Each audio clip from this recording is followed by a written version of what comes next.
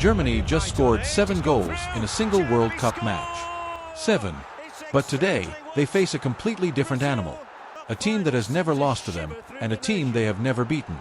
Meanwhile, in Kansas City, the smallest nation to ever qualify for a World Cup gets a shot at history.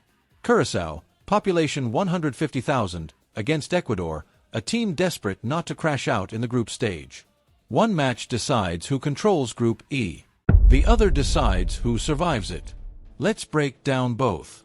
Let's start in Toronto. Germany versus Ivory Coast, first place against second place in Group E. Germany recorded the biggest victory at this summer's World Cup on matchday 1, easing to an emphatic 7-1 win over tournament debutants Curaçao in Houston.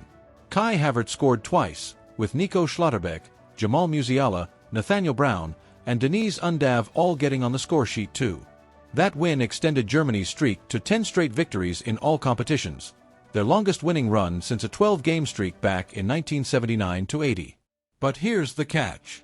Despite the dominant scoreline, Germany have looked vulnerable at the back, conceding in 4 of their last 5 matches, and have failed to keep a clean sheet in any of their last 7 World Cup games since winning the 2014 final. Ivory Coast, meanwhile, are not here to be steamrolled. After failing to qualify for the 2018 and 2022 World Cups, Ivory Coast picked up all 3 points in their opener, beating Ecuador by a slender 1-0 scoreline. Ecuador hit the woodwork 3 times but couldn't find a breakthrough, before substitute Amad Diallo netted a superb 90th-minute winner. One player to watch closely is 19-year-old Yen Diomand, who became the first player on record since 1966 to create 5+ chances, make 5+ tackles, win 10+ duels, and have 10+ touches in the opposition's box in a single World Cup match. A teenager putting up numbers nobody has matched in nearly 60 years. This will be only the second meeting between the two nations, and the first in a competitive clash. Their sole previous encounter came in a 2-2 friendly draw back in November 2009. Germany has never won against Ivory Coast before. That stat alone makes this must-watch. 4-time world champions, all-time top World Cup scorers, and yet, against this specific opponent, Germany have nothing to show for it. Kai Havertz versus Ivory Coast's centre-back pairing. Havertz is the only player to score for Germany at each of the last 4 major tournaments, with his tally of 8 goals in that span twice as many as any of his teammates. He is in the form of his career heading into this match.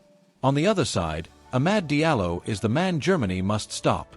The Ivory Coast will be eager to weaponize their rapid transition pieces, players like Amad Diallo and Ivorians, to exploit any spaces left behind by Germany's advancing fullbacks.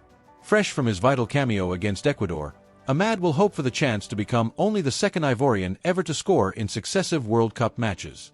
If Germany push their fullbacks too high while chasing goals, Diallo and Wahi will punish that space on the break. My prediction: Germany 2-1 Ivory Coast. Germany's attacking talent is simply on another level. Musiala, Wirtz, Havertz all in the same 11 is too much firepower for most defenses to contain for 90 minutes. But Ivory Coast's pace and counter-attacking threat means Germany will not get a repeat of the Curaçao scoreline.